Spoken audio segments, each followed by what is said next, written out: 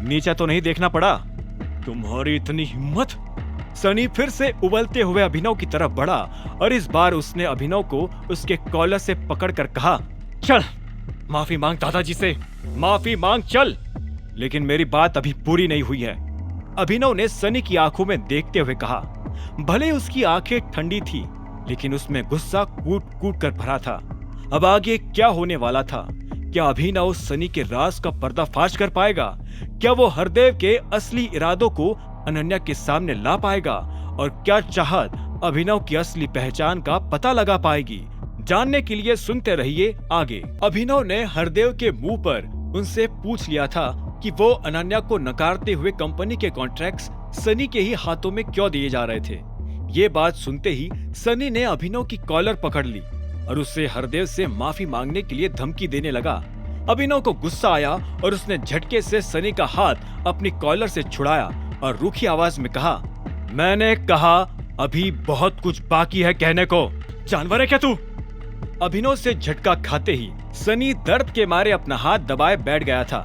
अभिनव ने उसकी ओर देखा तक नहीं और अपनी शर्ट ठीक करते हुए फिर से हरदेव की ओर नजर उठाकर बोला, अगर आपके और अनन्या के बीच किसी तरह का मनमुटाव है तो उसे भी बैठकर सुलझाया जा सकता है। इस तरह से उसको पोजीशन से निकाल देना, माफ कीजिए, लेकिन आपको शोभा नहीं देता।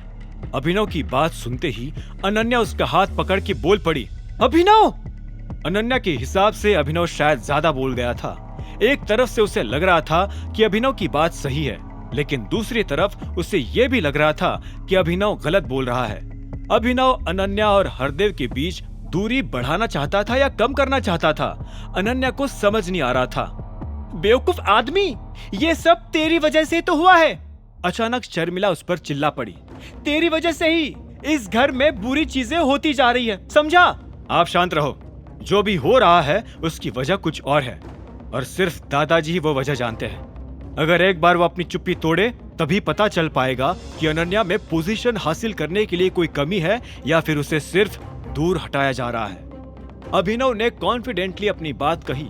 सनी ये देखकर भभक उठा और उसकी ओर गुर्राने लगा, यहाँ खड़ा होकर बकवास कर रहा है? तेरी औकात भी है क्या दादाजी से सवाल पूछने की? अभिनव ने उसकी ओर बिना देखे ही कह दिया, बिल्कुल है, मैं अनन्या का पति हूँ। अभिनव, तुम करना क्या चाहते हो? अनन्या खींचते हुए अभिनव से बोल पड़ी। वहां का माहौल देखकर दीवा को हंसी आने लगी और उसने अपनी हंसी छुपाते हुए कहा, ये सब क्या तमाशा हो रहा है गाइस? आप लोगों की फैमिली में जिस परिवार की यूनिटी की लोग तारीफ करते थे, वो ऐसे सब लोगों के सामने कुत्तों की तरह लड़ रहे हैं। चुप रहो तुम। और अभिनव, पापा जी के सामने अपना मुंह खोलने से पहले 10 बार सोचो, नहीं तो इस शहर में रहना मुश्किल हो जाएगा। शर्मिला गुस्से से उबले जा रही थी। उसकी बात सुनकर अभिनव को मन ही मन हंसी भी आई कि पहली बार कोई टाइगर को उसी के मुंह पर उसी के शहर से बाहर निकालने की कह रहा था। मैंने आपसे अभी शांत रहने को कहा था। फिलहाल बोलने की बारी सिर्फ दादाजी की है। और दादाजी, अगर आप कुछ नहीं बोलना चाहते तो फिर इस सनी को इसका मुंह खोलना पड़ेगा। अभिनव ने सनी की ओर देखकर अपनी बात खत्म की, जो अभी भी दर्द में अपना हाथ अपने पैरों के बीच दबाए बैठा था। अभिनव की बात सुनकर हरदेव ने फिर रूखी नजर से अनन्या की ओर देखा।